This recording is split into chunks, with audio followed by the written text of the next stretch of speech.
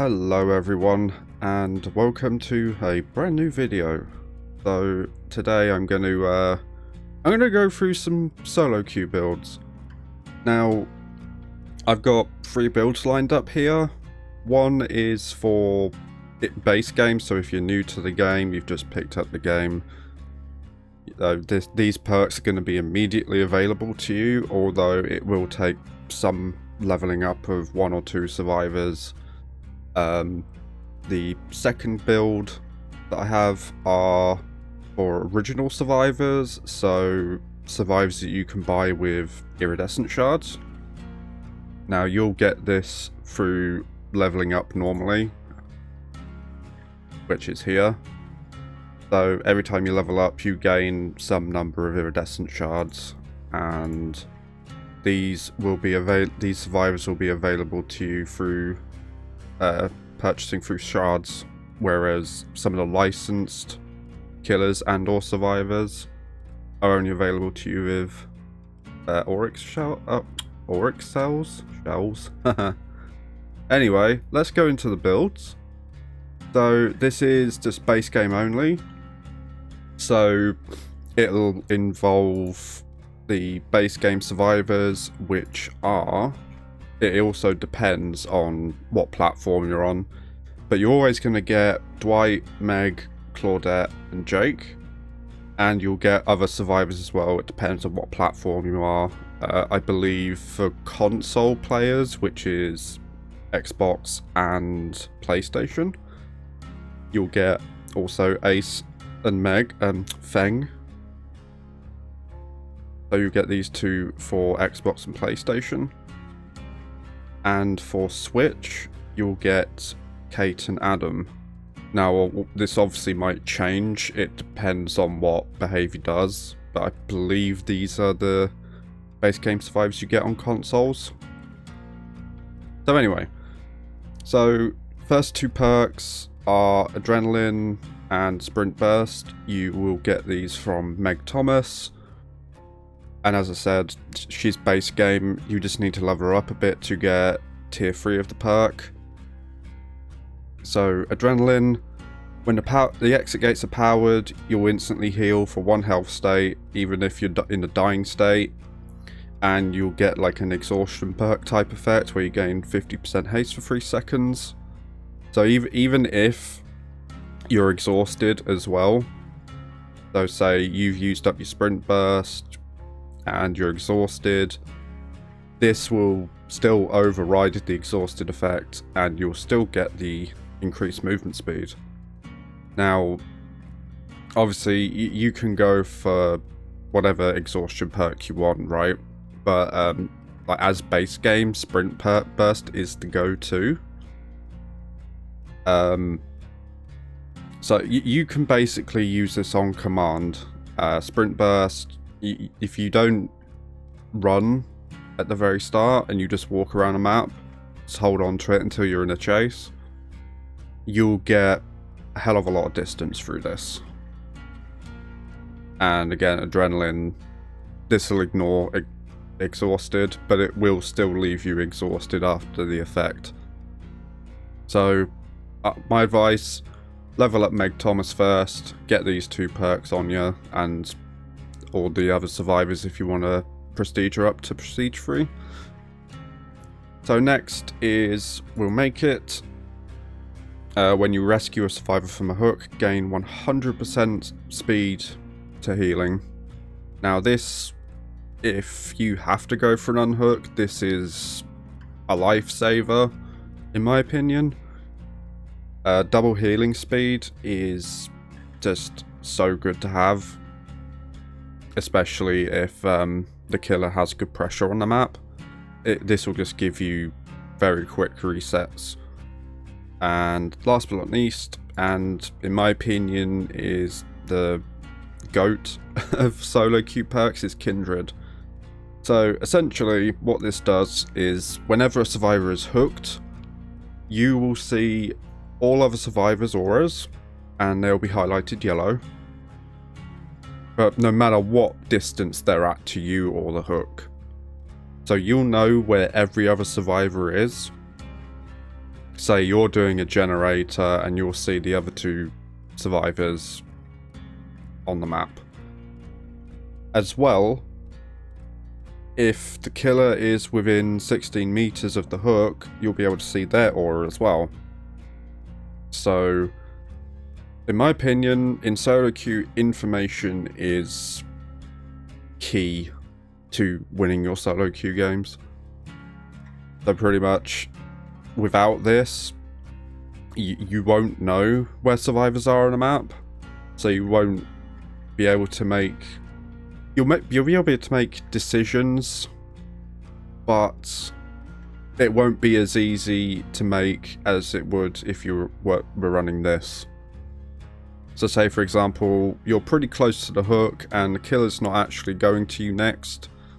They're going for another survivor across the map. Well, that's a pretty easy decision to make. You just get off the generator if you're repairing a gen, or, you know, if you're sort of staying hidden from the killer close by and he's run off to another survivor across the map. I mean, it's a pretty easy decision to make. You just go up to rescue the survivor on the hook, and with We'll Make It, you'll reset them very, very easily. Unless the killer, of course, comes back to you, in which case you just run for your life. So, this build, yeah, I think it's a very good build to start off with.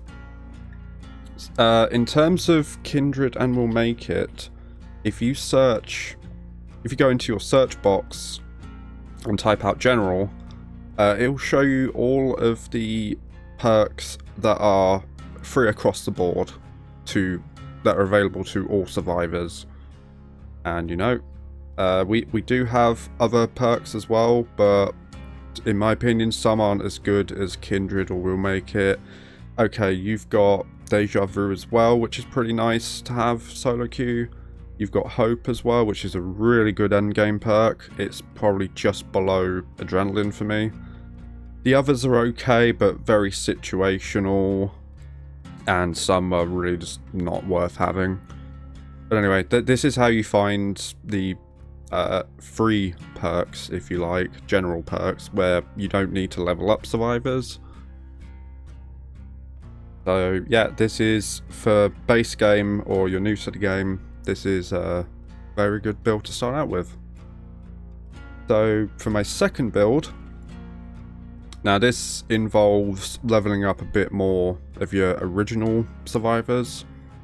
If you have Feng unlocked already as base game, if you're playing on PlayStation or Xbox, you'll have Feng Min available to you. Otherwise, again, you'll need to purchase Feng with shards, as well as the other 2 that I'm gonna cover as well. So, Live is basically, it's like Sprint Burst, but it activates when you fast vault or medium vault a window or a pallet. If you drop a pallet, or if a pallet's already dropped and you vault it, it'll work as well. Same effect, it'll just give you 50% haste for 3 seconds. This is honestly my favourite exhaustion perk.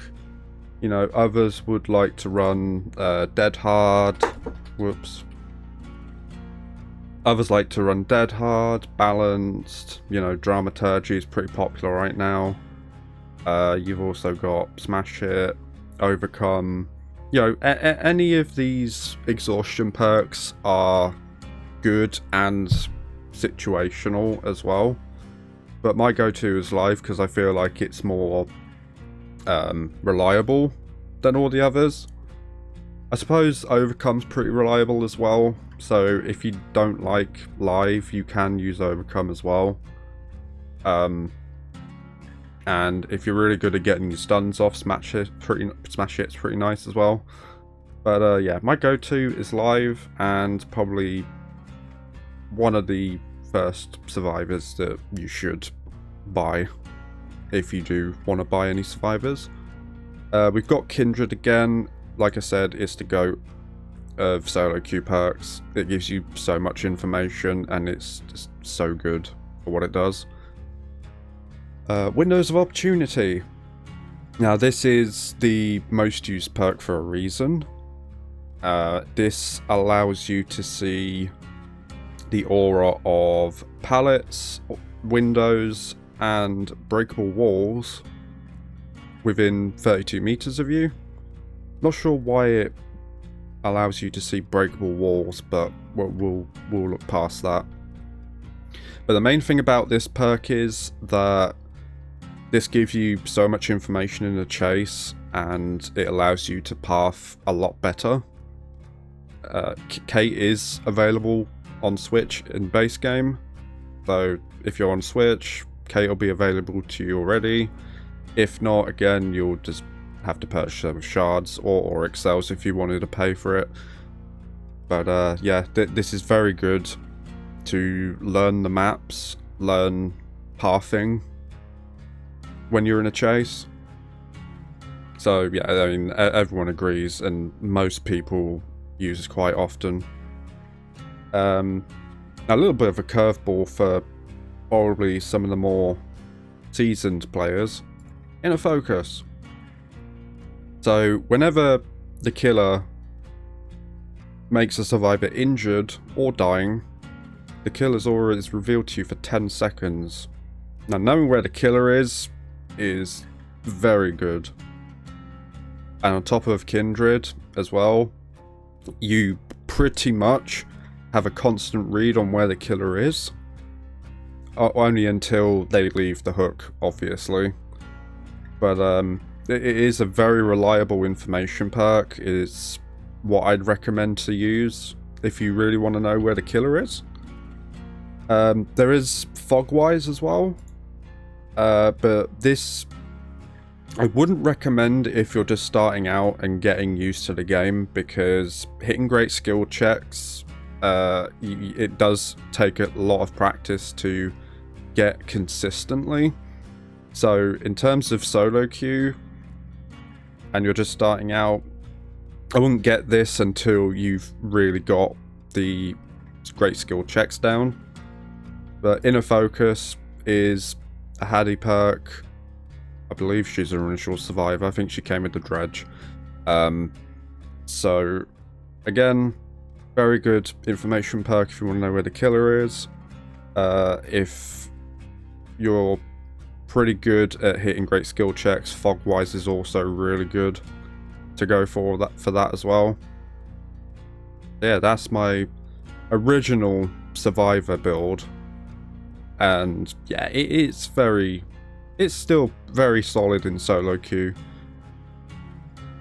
So third build, and this is my go-to, honestly.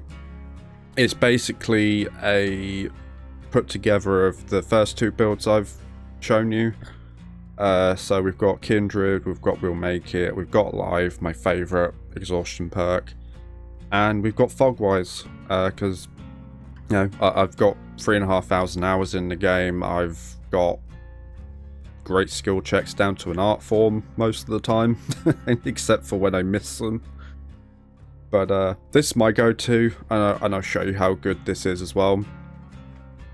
So other great solo queue perks to get as well. Now, bear in mind, a couple of these are licensed survivors, so you will need to buy them with auric cells as well. So we've got Bond, which is a Dwight perk.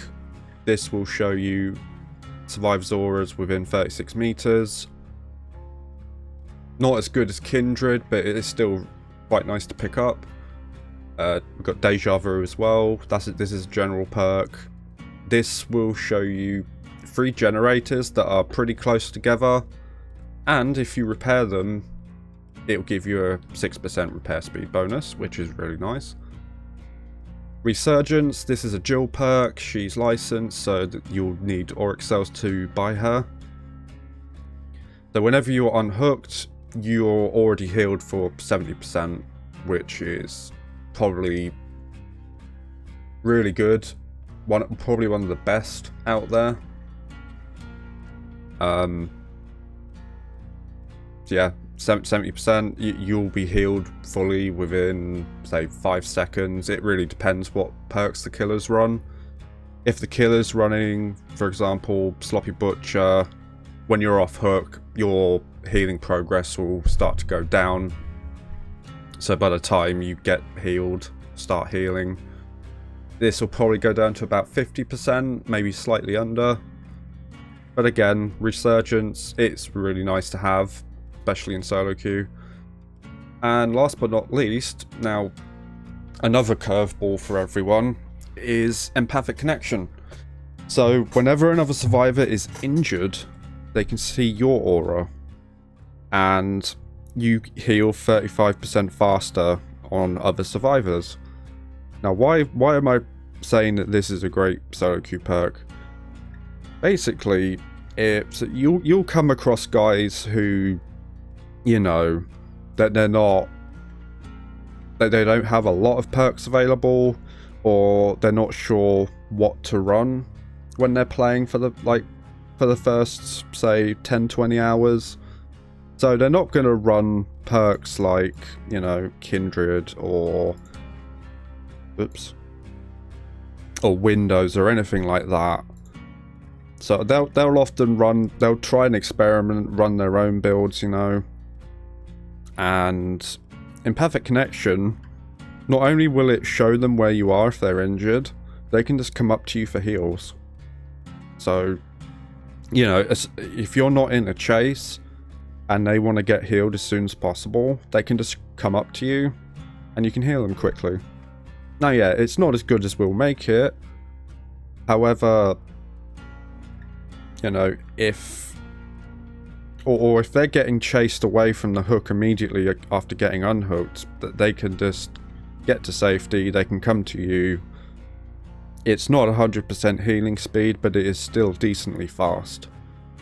And again, it's great for solo queue because it's just giving information to other survivors, lets them know where you are. So anyway, now that I've gone through all of that, we'll get into the games and I'll show you these builds in action. Alright, so first game.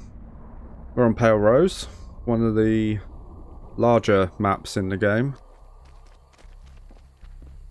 So at the start, I walk around. I'd rather not run with Sprint Burst. Just because it just wastes the exhaustion. I'd rather hold it for a chase. We know it's a Legion. See, this is where I run because with his power, if he gets one hit off, he will get Killer Instinct on any survivors close to him. So, hence why I've ran there. And we just go to a gen.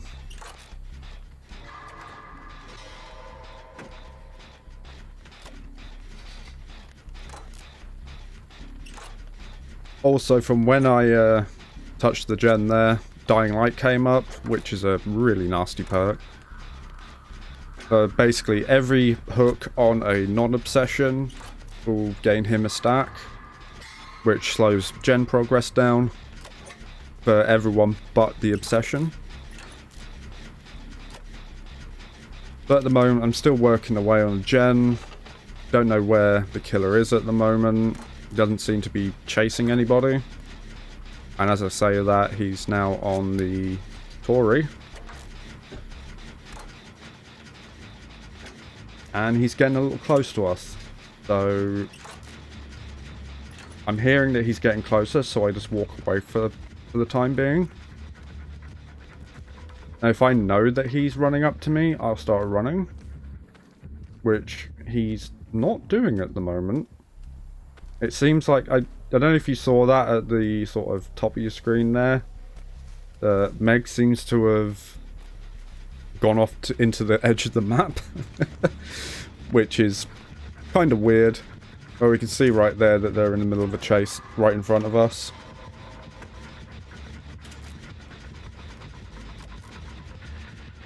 So we can see right there. I wasn't sure whether he was going to come after us there, but we take the hit with his power. We sort of just run back to the gem because Legions like to sort of hit and run. So we just go ahead and mend ourselves.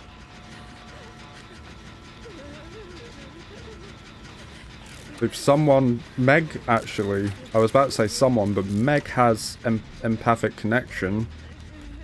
So I can see her while I'm injured. And she can heal faster. I run because I'm no longer in mending or deep wound. And I don't want to give Killer another free hit. But it looks like he got the hits he needed to down the lorry there. Now I try and go for a flashlight save, but he's not looking at me or in the right position for me to do that. So again, I just sort of walk away. Now we can see with Kindred that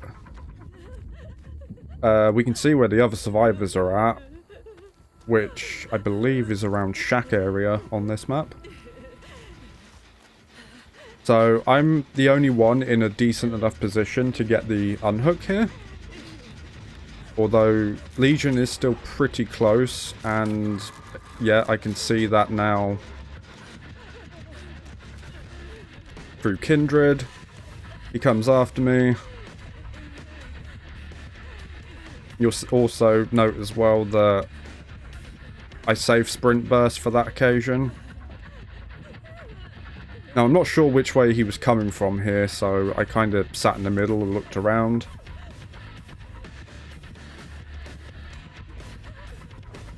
Now, for some reason, he's trying to mind game me through this when I can clearly see him, but I fall for it near the end there. So I just wasn't paying attention. But we take the hook here.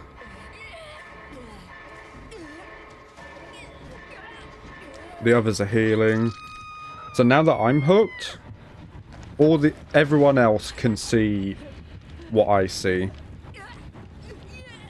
So Killer's aura, everyone else can see each other.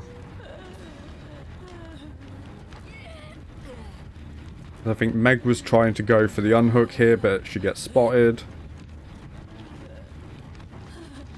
Now Legion does come into view of Kindred, so everyone else knows that he's kind of just hounding me at the moment.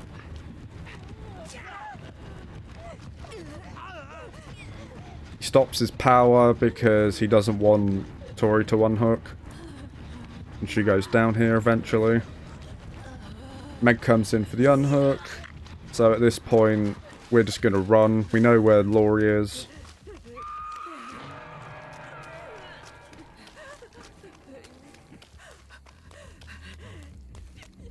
And I think at this point, against the Legion especially, you don't really want to spend time healing, because he'll use his power on you again. Like now, yeah, he just uses his power instead of trying to get another down here. He's going after the Meg again. Now I don't fully mend because I know he's in his power. Because if I mend right here and he gets another hit like he does here, he'll detect me through Killer Instinct. So I unhook her here. I'll finish mending.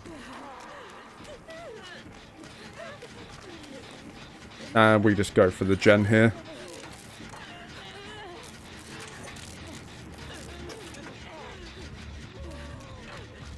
Now, I felt like he was coming back for the gen, so I left.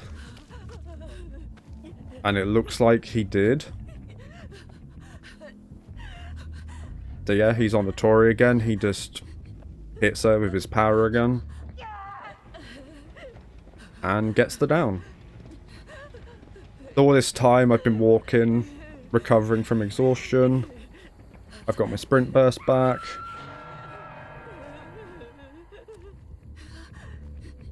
Yeah, we can see Legion going back for that generator again. So I just sort of sit and wait and see what's going on. Sort of at first, want to sort of repair the gen to stop it from regressing before I go back for the unhook. which is what I do. But now I can hear him coming again.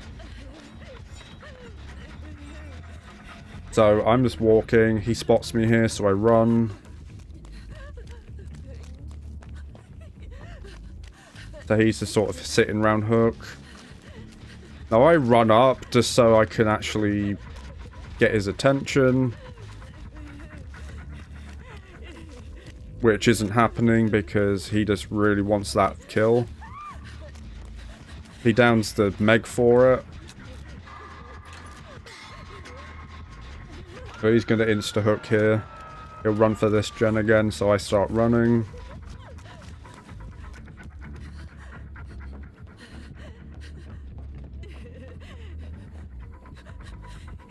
And again, he's not actually coming for me here. Or then I realise that he is. And again, I don't know which way he's coming from. He tries the mind game. So I go for the window here because it's safer. And now I don't know where he is again. And then I realise he's actually down there. So this time I just go for the pallet. I stay by it. I drop it in his face. Adrenaline's pop, so I'm healed again.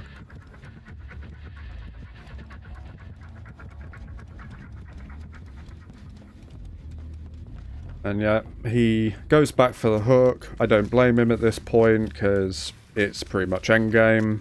Although at this point, I don't know why, but he decides to run to get the two on the exit gate. Which is kind of weird. As a killer, I just certainly just sat by the hook and secured the kill. So yeah, I unhook her. I use will make it because we may as well both be fully healed at this point. So yeah, I know the other two were at Shack. So I realise as well that Meg's taken a hit and I wanted to try and get a body block in for her, but it looks like she escapes.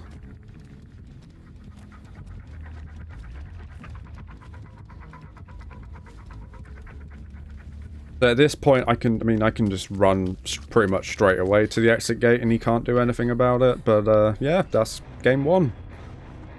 That is the base game SoloQ build with the base game survivors and the general perks. Alright, so second game, we're on Thompson House.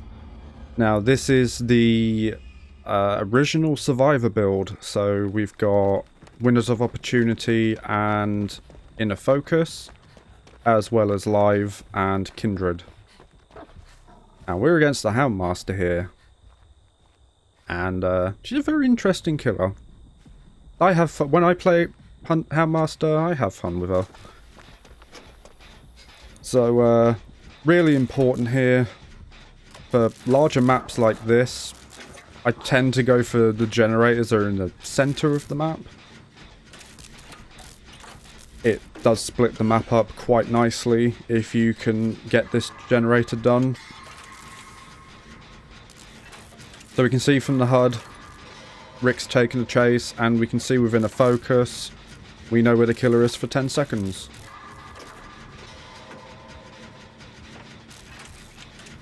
Now, you can run fog-wise if you're good at hitting the great skill checks. It does the same thing, but for less time. But again, it does take practice to hit the great skill checks consistently. So we just move along here. I accidentally run into the chase here. So I wasn't entirely sure where they were at that point.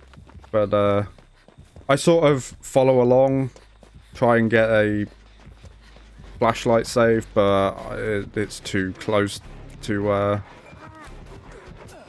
wall there. Alright, and this is where we start running. Now, for some reason, she uses the tracking instead of the chase mechanic for the dog. But yeah, it looks like she's going to come to me here. I accidentally run into the tree. So I have to quickly drop the pallet. Get a flashlight, blind on her. I see she's on the hill right there, so I just continue running. I was going to use that loop, but I sort of abandoned it for the next one. This is a really nice grab. I wasn't expecting her to grab me there.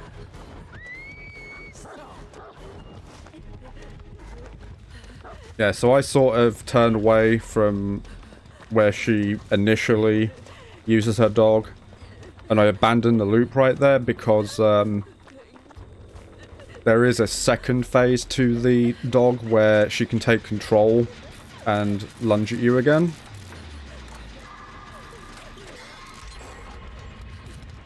So we just heal up. We can see that she's on the Lara here. Well, the second Lara. We can see that Lara juicing.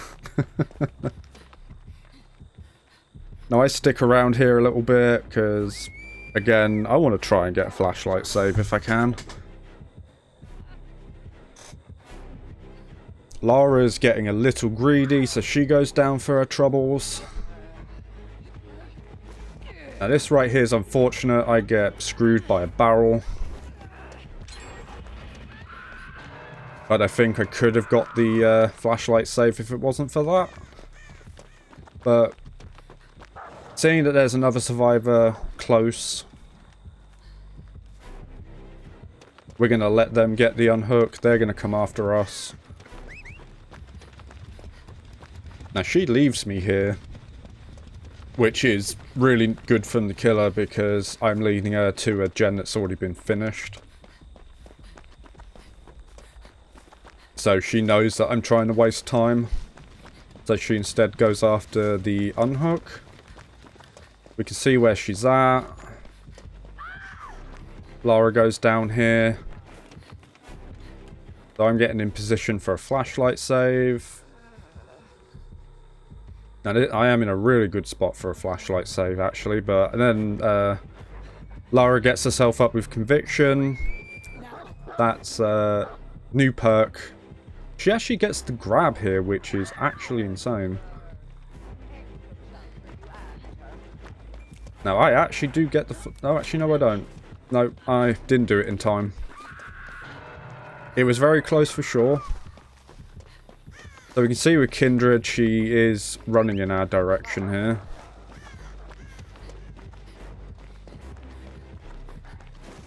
So I don't use the window just yet.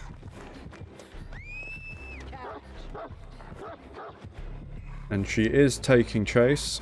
So we now vault the window and we just run. And that is essentially the power of live. You can essentially just vault a window and get away for free. If you time it right. So at this point, I saw that Rick finished a gen. Lara's on the last generator by Shaq. So I go for the unhook here. We can see the Howmaster has gone for Rick again and gets down very quickly. So we've definitely got time to heal up here. Now obviously with We'll Make It, it'll be faster, but I'm just showing you other perks here. See what they can do for you in solo queue. Now we can see right here she's coming directly at us. So I kind of just hide a little bit. And then I realise she is running an iridescent add-on, which makes her undetectable. Which is very, very nasty.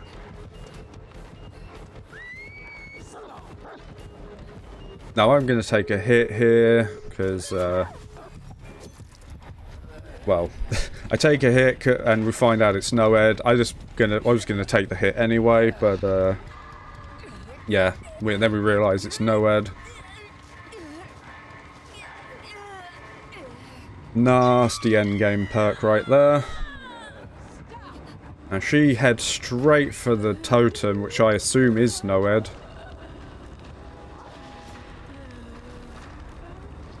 For some reason, she doesn't see the Lara there. So I'm just going to run. Now that I am aware that Houndmaster has an undetectable add-on, I run for cover.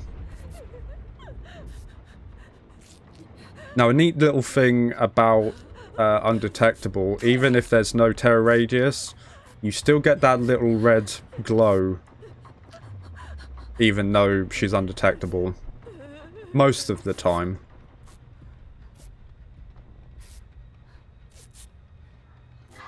So yeah, we just reset inside the house.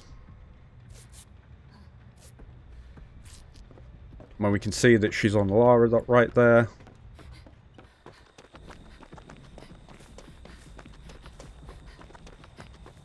And now we go for the exit gate.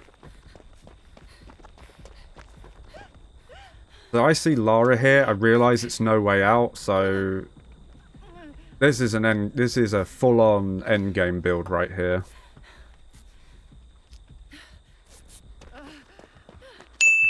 And then now we find out she has Remember Me. So everyone but the Obsession has slower opening gate time. So we let Rick open the gate, but she comes back. Rick is the only one who can actually open the gate at normal speed now. So yeah, we just let him do that. Which is why I'm nodding at him vigorously. So at this point, I can... Yeah, she's chasing Lara. Now, this is kind of a mistake on Rick's part here. Because she actually does have Blood Warden, which blocks the exit gates if they're open. I immediately unhook here, hoping she'd chase me instead. And this is where I realise that, yeah, you see there, the exit gates are blocked. So we just straight up drop the pallet.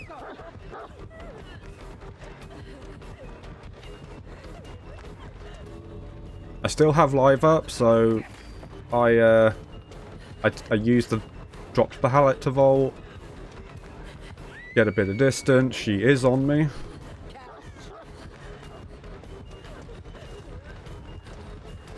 Yeah, we're just taking chase. Now I stand there just to see which side she's coming from. Now I don't know how that was a hit, but I mean, it doesn't hurt me too much. So at this point, I'm kind of just wasting her time. Wasting her time for Blood Warden to go off. And Rick, God bless his soul, takes a hit for me. We can see Blood Warden's down. I sort of move out the way there just to dodge the potential grab from the dog, and we're out. So yeah, that was a very nasty endgame build from the Houndmaster there. But yeah, that was a very nice game. We'll drop into the last one.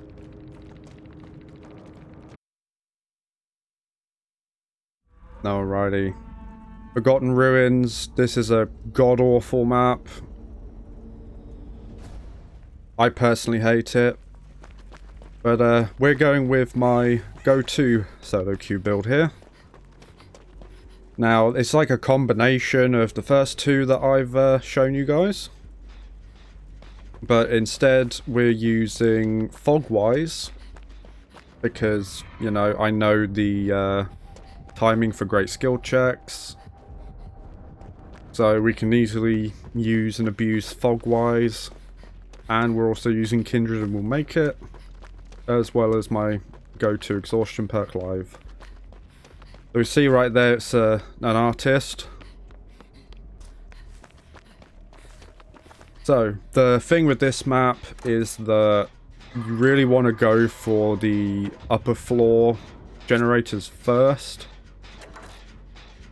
and leave at least, well, you probably want to leave one generator left that's on the upper level.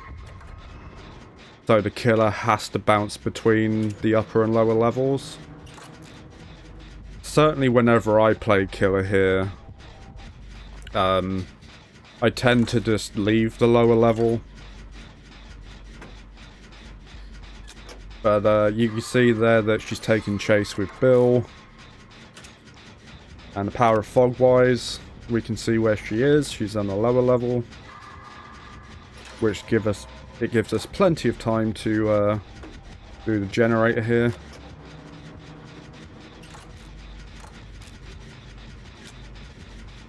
So I'm still looking around. I can see that with the artist, you could see right there, you could see the aura of her crows. So now that we know that she's on the upper level now, and right on schedule, Bill comes up to us, helps us finish this generator off, and we'll heal him.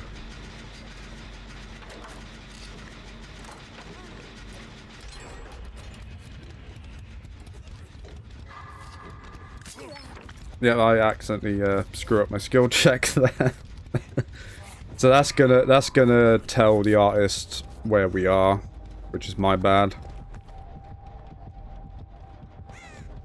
But yeah, she goes for the other two instead of me. I don't think she actually saw where I went to. But yeah, we're just gonna run. We can hear the generator being worked on by Ellen here. Kate's gone down in the lower level.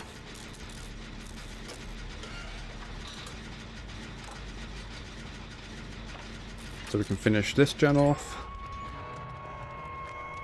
Now I'm unsure whether the artist had pain resonance here. We might find that out in a minute. But we can see, even through different floors, we can see where the killer is. Through Kindred. So I take this chance to get the unhook here.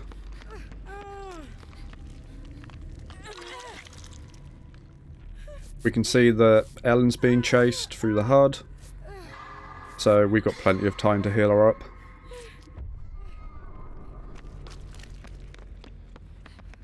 So at this point in the game, we do start going for the generators on the lower level. Because I believe there are 3 on the lower level and the rest are on the upper level. Might be wrong in saying that, but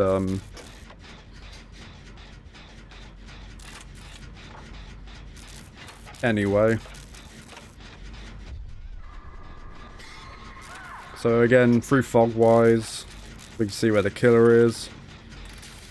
She's plenty far away from us.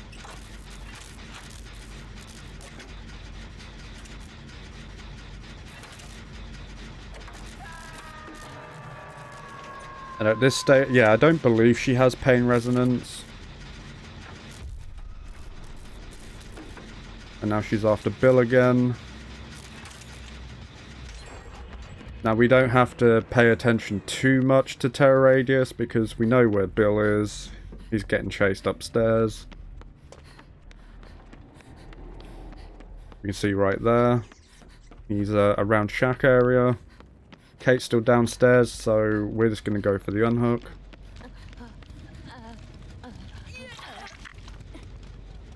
Now I will say, as a little warning, so yeah, the artist is coming for me now. So I just go straight through the door here. She chooses to come after me.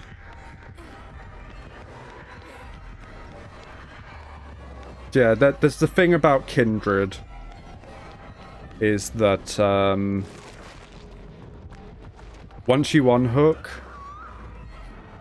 you really don't have much information when you're healing, so you won't know whether she's in the middle of a chase still, or whether they're coming back to you. But this right here, I was surprised that she didn't get the hit on me there.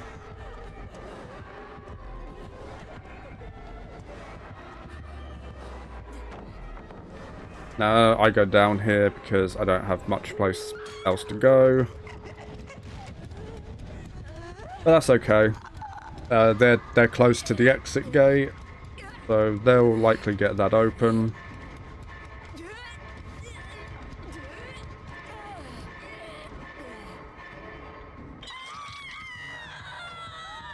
So again, everyone will be able to see each other. Everyone will be able to see where the killer is if they stay close to me.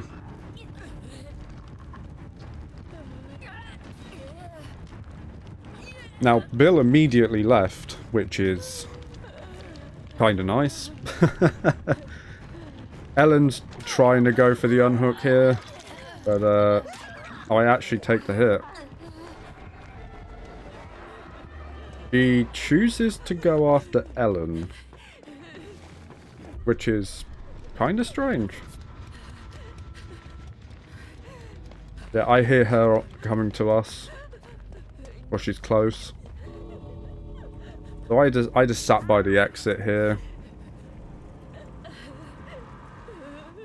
She does find Kate as well. But at this point, I think the artist is going to push us both out.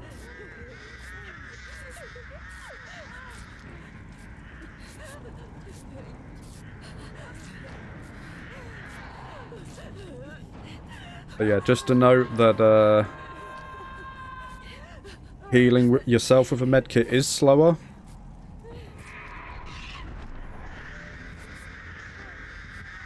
But yeah, she's going to push us both out, secure the kill. And yeah, that's game number 3. That is my that's my go-to SoloQ build. So yeah, this was my 3 SoloQ builds that I recommend you guys try out. I really appreciate that this was a very long video, so thank you so much if you've made it this far. Like and subscribe for more. If you wanted any other videos made, anything to do with killers, survivors, general gameplay, let me know in the comments. And with that out of the way, thank you for watching, and I'll see you in the next video.